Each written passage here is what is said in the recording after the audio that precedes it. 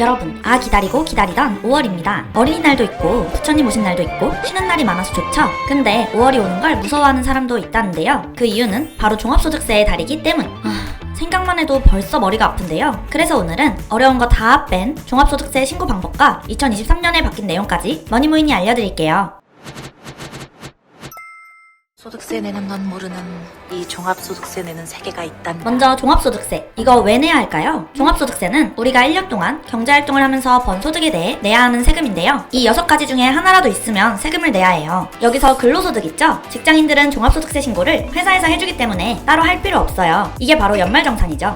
근데 예외가 있는데요. 자자, 그냥 쉽게 종합소득세 신고 대상자를 알려드릴게요. 먼저 작년에 회사를 이직한 사람이라면 축하합니다. 당신은 종합소득세 신고 대상자입니다. 단, 전 회사에서 원천징수 영수증을 받아서 이번 연말정산 때 함께 신고했으면 괜찮아요. 새 회사에서 함께 신고하지 않았을 경우에만 5월에 따로 신고해야 합니다. 그 다음으로 프리랜서도 대상자예요. 프리랜서로 일하면서 번 돈은 근로소득이 아니라 사업소득으로 보는데요. 그래서 2월에 연말정산을 하는 게 아니라 5월에 종합소득세 신고를 해야 합니다. 또 부업으로 월급에 소득이 있는 직장인도 대상자인데요. 근로소득 외에 강연을 하거나 블로그 광고로 돈을 버는 등 기타 소득이 연 300만원 이상이라면 무조건 종합소득세 신고를 해야 해요. 또 근로소득 외에 사업소득, 연금소득이 있거나 주식으로 연 2천만원 이상 금융소득이 있었다면 모두 신고해야 합니다. 모랑이도 금융소득 신고하고 싶다. 자영업자는 사업소득이기 때문에 종합소득세 신고를 해야 하죠. 이외에도 연말정산 때 놓친 공제가 있는 사람, 올해 초 연말정산을 하지 않은 사람, 중도퇴사 후 소득이 없거나 아르바이트에 소득이 있는 사람 등 여기에 하나라도 해당된다면 꼭꼭꼭 종합소득세 신고를 해야 해요. 자, 그럼 작년에 이직한 직장인을 대상으로 종합소득세 신고하는 방법에 대해 알려드릴게요. 내가 만약 퇴사 후 새 회사에 입사했다면 아마 올해 초 연말정산 때 전 회사의 근로소득 원천징수 영수증과 함께 새 회사의 근로소득을 신고했을 거예요. 근데 만약 연말정산 때 새 회사 것만 신고했으면 이번에 종소세 신고를 해야겠죠? 전 회사의 원천징수 영수증과 소득, 세액공제 자료를 제출하면 됩니다. 회사에서 진행한 연말정산은 기본공제만 적용이 되기 때문에 내가 받을 수 있는 소득, 세액공제는 따로 챙겨야 한다는 거. 근데 원래 퇴사할 때 회사가 근로소득 원천징수 영수증을 발급해줘야 하는데요. 이걸 지키지 않는 경우가 많죠. 이때는 전 회사에 연락해서 영수증을 달라고 말해야 합니다. 하지만 솔직히 좀 껄끄럽죠? 그럴 때는 홈택스에서도 발급할 수 있습니다. 영수증은 마이홈택스에서 연말정산 지급명세서를 클릭하고 지급명세서 등 제출 내역을 확인해주세요. 이때 기속연도와 지급명세서 종류 확인, 보기를 클릭하면 내역을 확인할 수 있어요. 다만 지급명세서의 내역이 보이지 않으면 전 회사에서 신고를 누락했을 수 있으니 이때는 어쩔 수 없이 전 회사에 연락해야만 합니다. 말로만 하지 말고 직접 같이 신고해볼까요? 먼저 홈택스에 들어가서 종합소득세 신고 버튼을 클릭, 로그인해주세요. 만약 여기서 모두 채용 대상자라고 뜬다면 아마 근로소득 이외에 소득이 더 있는 경우일 거예요. 이때는 기본 정보는 다 자동으로 입력되어 있어서 연락처와 계좌번호만 입력하면 신고서 제출 끝입니다. 아주 간단하죠? 근데 작년에 근로소득만 있었다면 근로소득 신고에서 정기신고를 눌러주세요. 다음 주민등록번호를 조회한 후 연말정산 불러오기를 누르면 전 회사에서 제출한 연말정산 내역을 확인할 수 있어요. 다음으로 인적공제와 기타 및 특별공제 명세는 기본적으로 들어가 있는데 수정이 필요하시면 직접 하시면 됩니다. 그 밖에 소득공제는 신용카드나 현금영수증 사용액 같은 게 있는데요. 여기서도 수정할 부분은 직접 넣어주면 됩니다. 또 보험료, 의료비 같은 세액공제도 확인하고 수정하면 되겠죠? 근데 여기서 주의할 점이 있는데요. 아래 항목들은 작년 근무기간 동안만 공제를 받을 수 있으니 알아두세요. 마지막으로 신고기한 내 납부세액을 확인하고 환급 계좌를 입력해주면 끝! 모랑이를 천천히 따라하다 보면 뚝딱 끝낼 수 있을 거예요. 올해는 또 작년과 다르게 바뀐 사항들이 있는데요. 먼저 종합소득세 과세표준이 변경되었습니다. 덕분에 일부 사람들은 부담이 조금 줄어들 것 같네요. 단 이건 내년 신고부터 적용되고 올해까지는 기존과 동일하니 참고해주세요. 게다가 월세 세액공제율도 높아졌어요. 이게 진짜 좋은 것 같은데요. 총 급여가 7천만원 이하는 기존 10%에서 15%로 올랐고 5,500만원 이하는 기존 12%에서 17%로 올랐어요. 앞으로 세액 절감 효과를 더 누릴 수 있겠네요. 마지막으로 내가 귀찮다고 종소세 신고를 안 하면 어떻게 될까요? 우선 법정 신고 기한을 넘겼다는 것 자체로 가산세가 추가되어 무신고 가산세는 납부세액의 20%를 내야 하고 납부 지연 가산세는 미납하거나 미달된 납부 금액에서 미납기간 1일마다 이자를 내야 합니다. 또 소득액 추징액도 증가해요. 종소세를 신고하지 않으면 관세청이 자체적으로 세금을 결정하고 고지하는데 훨씬 세금이 많이 나오니 조심해야겠죠? 5월을 넘겨 신고하면 처리 시간이 늘어나게 되고 환급금을 돌려받는 것도 늦어지게 됩니다. 그러니 우리 종소세 신고 기간인